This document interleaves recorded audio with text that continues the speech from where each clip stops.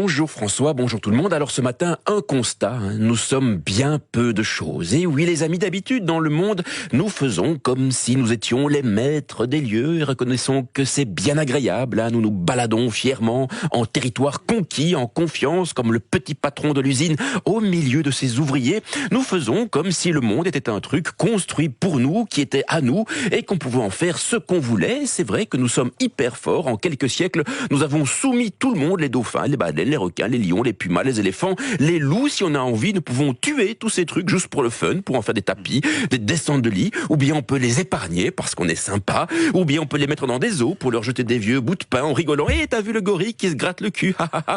Les plus forts, les plus badass, c'est nous, on n'a rien à craindre, on est bien installés.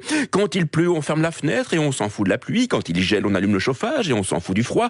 Quand il fait un peu chaud, on conditionne l'air et on s'en fout du chaud. On a l'eau courante, l'électricité, le wifi, les forêts ne sont plus impénétrables, les océans ne sont plus insondables, les sommets ne sont plus infranchissables, on assèche les lacs, on détourne les fleuves, les montagnes servent à faire du ski, les îles du bout du monde sont des clubs de vacances, on fait tout ce qu'on veut, comme on veut, nous pouvons bouffer tout le monde et tout le temps, des vaches, des cochons, des poissons, des coquillages, des oiseaux, on peut tous les bouffer, morts ou vifs, crus ou cuits, et des fraises en hiver, et des kiwis à la Noël, et des kakis pour le samedi, des ananas pour la Saint-Nicolas, des avocats, du cacao, du chocolat par kilo, et du lundi au vendredi, des litchis dans le pique-nique du petit. Franchement, on est vraiment les maîtres du monde, le sommet de la pyramide, on a gagné la loi du plus fort, on a construit des avions, des bagnoles, des fusées, on invente des religions, des systèmes politiques, des systèmes économiques, reconnaissant qu'on ne se prend carrément pas pour de la merde. Et puis soudain, il est là, le voilà, messieurs, dames, son excellence Covid-19.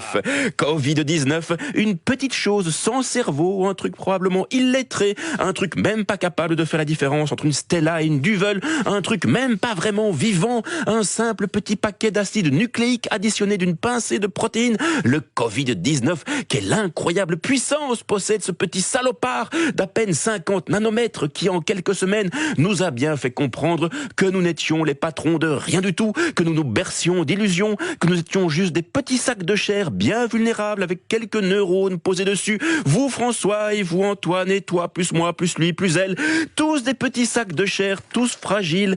Le Covid-19, ce petit machin qui n'a ni main, ni pied, ni nez, ni aucune relation au placé, qui pourtant a réussi à faire baisser la pollution, à déstabiliser notre économie, à accélérer la formation d'un gouvernement fédéral en Belgique. Le Covid-19, une belle petite ordure aveuglément démocrate, capable de s'installer avec le même plaisir dans un organisme de riches ou de pauvres, de gauche ou de droite. L'évasion fiscale ne sert à rien pour lui échapper, ni une carte platinium, ni un exil dans un chalet à Megève, ni un peloton de gendarmerie. Le Covid-19, il se fiche des frontières, il fait comme s'il n'existait pas, il est indifférent aux législations, aux visas, aux douanes, il ne donne aucune suite aux convocations de l'office étranger, il ne tient compte d'aucune circulaire, d'aucun mot d'ordre, d'aucun discours, d'aucune menace. Faites feu sur un Covid-19, il ne sentira rien.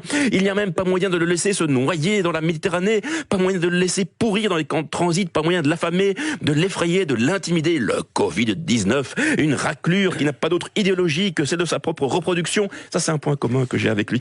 Mais le plus fort, c'est qu'il est même capable de faire changer d'avis les plus résolus de nos politiques, pas plus tard qu'avant-hier. David Clarinval, ministre fédéral et maire du budget, a tenu sur cette antenne des propos gauchistes. La santé doit primer sur l'économie. La santé doit primer sur l'économie. Prenez note de cette phrase aujourd'hui. Elle servira lorsqu'il s'agira de parler de pénibilité, de congés, de supplémentaires, de sécurité sociale, de financement des hôpitaux, de remboursement des frais médicaux et de tous ces trucs qui n'étaient pas trop prévus au programme. Bon, à la semaine prochaine.